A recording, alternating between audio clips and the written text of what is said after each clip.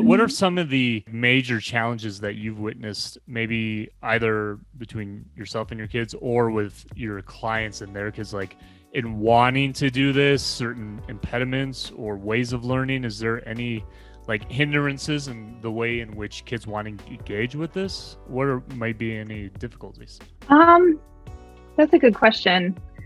Most of the families who buy it and then don't start it, it's usually because they think that it involves more to get started or more work on their part. So I try to communicate that it's very easy to use. You essentially can start by just saying, hey kids, go empty out your piggy bank. Let's count up your money and then let's put your sticker on the ladder wherever you are, whatever you've got. And now we can see what everybody has. And when you help around the house, you're going to move up. And when you spend, you're going to move down. And it's as easy as that. They think they need to do something on a daily basis. Keeping up with chores is hard. I have tried a million different chore charts and things like that. It happens for a short amount of time, but it doesn't happen long term. And this supports that. You don't have to monitor chores every day. Because of the incentive, right? Yeah, they all families. The challenge for me is that all families are different and all families have different values in terms of giving allowance and paying for chores. Some people think that they should just help around the house as, part of their responsibility to the family. Some people like to give chores or give allowance weekly.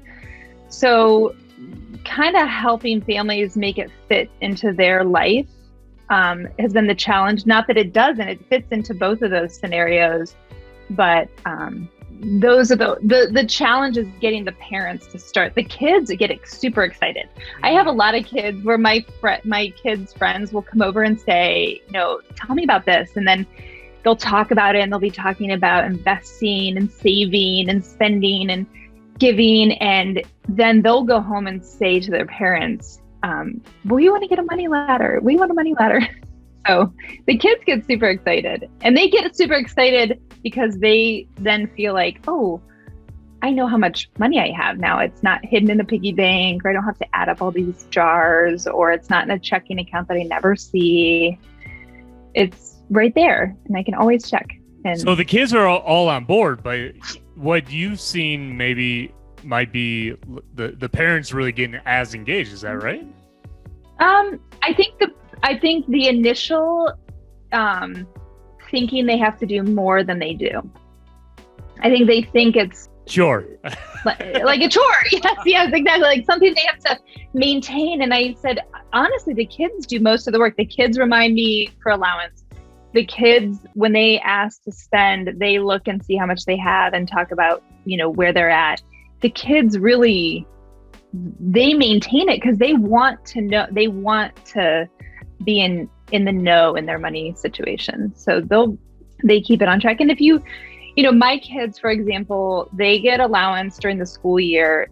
It's different than the summer because they're not home as much. So during the school year, they get $7 a week. Now, because they're in school, I don't require as much for them to do. But for me, it's giving them practice managing money. So they're able to know, okay, I've got $7 this week, $7 next week, that's 14.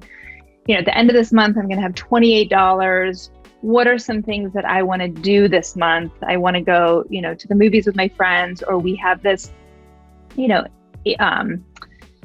have a basketball game or somewhere we're going to, I'm trying to think of things like I'm going shopping with my friends next Saturday. So I want to make sure that I've kind of saved up for that. But it gives them a budget. They're really, they start budgeting.